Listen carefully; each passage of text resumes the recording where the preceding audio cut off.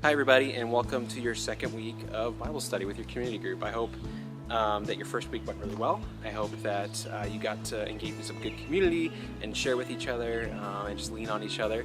And I just pray as you continue to meet as a group and as you continue to grow closer together, that you would just be able to connect better and that you would be able to grow as individually but also as a group. So thank you for being a part of community groups. Thank you for willing to go to a place that might be unfamiliar or new physically, but also spiritually and emotionally. So good job being a part of those. I want you to know that I see it and I value it, and I think just being a part of a community group is going to help our church on so many levels.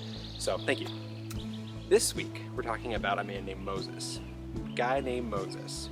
And Moses is a pretty interesting character, right? Everybody knows who Moses is. I think it's really interesting to talk about Moses because as soon as I say Moses, everybody has an idea of what they think Moses is, or who they think he is. And I think, honestly, it's one of those characters we hear so much about that we're kind of over talking about, right? We understand he's the guy that had the staff, he, split the Red Sea and all that, and so why? Why is Moses so special to us? Why do we talk about Moses so much? Why is Moses mentioned so much? Is it just because he was part of a great story? Or is there something different about Moses? Is there something that makes him special? Well, I honestly think when you read the Old Testament, there's a lot of characters like Moses. There's a lot of characters that God uses to do amazing things. And just like Moses, there's a lot of characters that follow God and then don't follow God. And so when you look at Moses objectively, you're kind of like, why do we care so much about this guy? Why do we talk so much about this guy?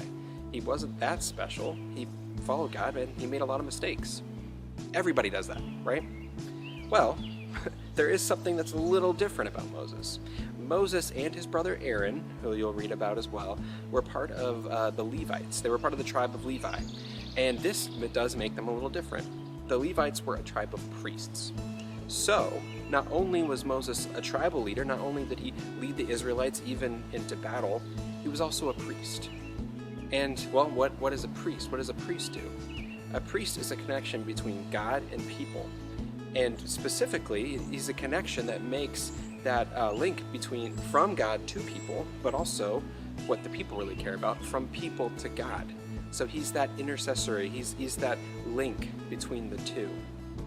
And that's what makes Moses really unique and special. And that's why the Jewish people can't just stop talking about him. That's why even all the way up until Jesus, they're looking back to Moses as this great leader, even though he made mistakes, because he was not just a leader, but he was also a priest.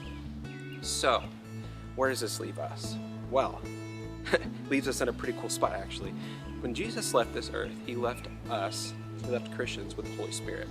And the Holy Spirit is amazing. Actually, the Holy Spirit allows us to have those same characteristics that Moses had. Those same things that made Moses special also make you special. The same things that made Moses such a great leader can also make you a great leader. You see, because God calls his Christians, he calls his followers of Jesus to be a kingdom of priests. And each one of you has access to that. Each one of you can do that.